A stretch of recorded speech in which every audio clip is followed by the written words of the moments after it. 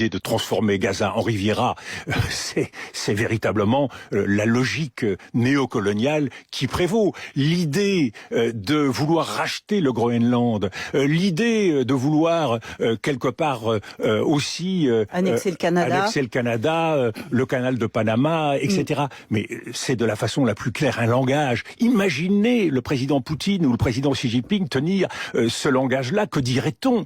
Eh bien, notre réaction ne doit pas être de tempérer en disant « c'est un bouffon ». Non.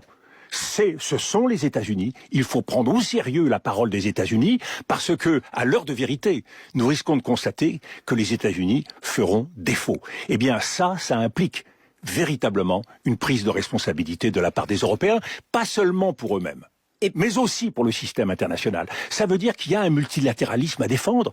Il y a tellement de choses à dire dans cette intervention de Dominique de Villepin, qui est toujours très lucide dans ses analyses.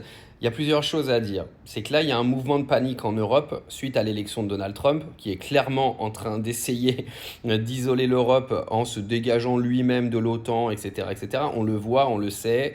On a un délire de Donald Trump qui se rapproche vraiment...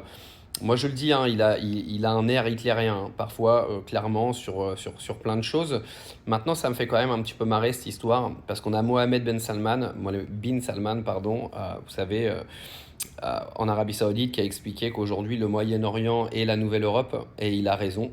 C'est là où il y a tout l'argent. Maintenant, l'Europe ne compte quasiment plus au niveau économique. Le Moyen-Orient est devenu supérieur largement à l'Europe. Donc déjà, c'est le premier point. Et le deuxième point, c'est que l'Europe nous a vanté un isolement de la Russie depuis 2022. Et on voit aujourd'hui que c'est l'Europe qui est totalement isolée, parce que même les Américains sont en train de se désolidariser de l'Europe.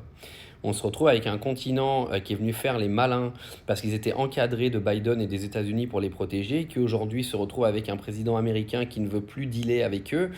Et on se rend compte que l'Europe est totalement isolée. Donc c'est quand même un petit peu le boomerang que tu te reprends dans la gueule en étant venu raconter des sales âneries au moment où tu as balancé des sanctions économiques à la Russie et tu disais que la Russie était isolée. Mais aujourd'hui, c'est l'Europe qui est isolée. Et on le sait, on le sent, il y a juste à voir les déclarations des uns et des autres pour s'en rendre compte.